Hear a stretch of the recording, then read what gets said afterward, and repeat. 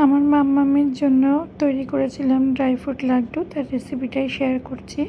প্রথমে একটা কড়াইয়ে আমি 15 থেকে 20টা আমন্ড, 15 থেকে 20টা আখরোট আর 15টা মতো কাজু নিয়েছি, মানে 12 থেকে 15টা মতো কাজু নিয়েছি। ভালো করে ড্রাই রোস্ট করে তারপরে আমি একটা বোলের মধ্যে রেখে দিয়েছি। যখন দেখলাম যে আমন্ডগুলো ফাটছে, তার মানে কালার চেঞ্জ হয়ে গেছে, তার মানে আমন্ড, আখরোট, কাজু সব রেডি হয়ে গেছে। ড্রাই রোস্ট করে বোলের মধ্যে রেখে দিয়েছি। তারপরে আমি নিয়েছি 2 বাটি মতো মাখানা দিয়েছি আমি। এর আগের বার যখন ড্রাই ফ্রুট লাড্ডু মাম্মামের জন্য করেছিলাম, তখন সেখানে মাখানা দিইনি, আমি খই দিয়েছিলাম, বিকজ মাম্মামের একটু কনস্টিপেশন হয়েছিল।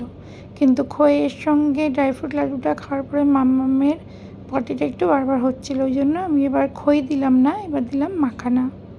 ড্রাই ফ্রুট লাড্ডুতে মাখানাই প্রথম অ্যাড করলাম মাম্মামের জন্য, দেখা যাক ও কেমন খায়।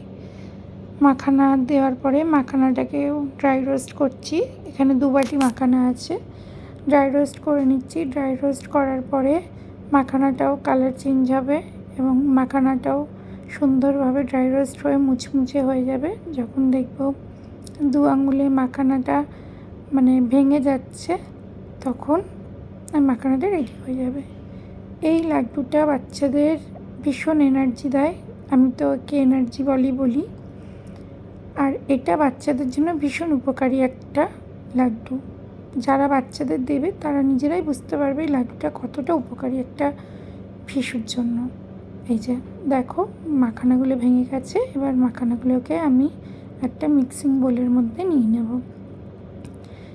মিক্সিং বোলের মধ্যে মাখানা নিয়েছি, আর এর মধ্যে যে ড্রাই ফ্রুটটা ভাজা ছিল সেটা নিয়ে এরম পাউডার ফর্মে গুঁড়ো করে নিয়েছি, দিয়ে আমি একটা বোলের মধ্যে রেখে দিচ্ছি। আর অন্যদিকে নিয়েছি 20টার মতো খেজুর আর 1 মুঠো কিশমিশ, সেটাকেও মিক্সিং বোলের মধ্যে আমি সুন্দর করে গ্রাইন্ড করে নিয়েছি। করে এটাকে একটা মন্ড মতো পেকে গেছে। এটা শুধুমাত্র ড্রাই ফ্রুট লাড্ডুতে মিষ্টি স্বাদ আনার জন্য।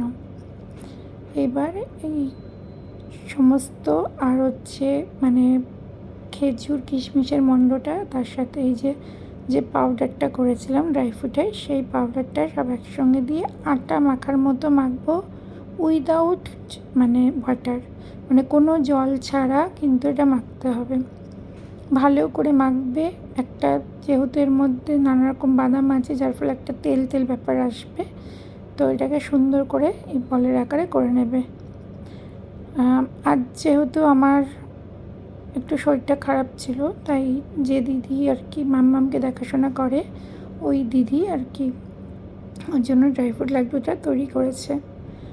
আজকে আমি মানে কিছুই করতে পারি না, শুধু মাপগুলো দিয়ে আমি বসেছিলাম।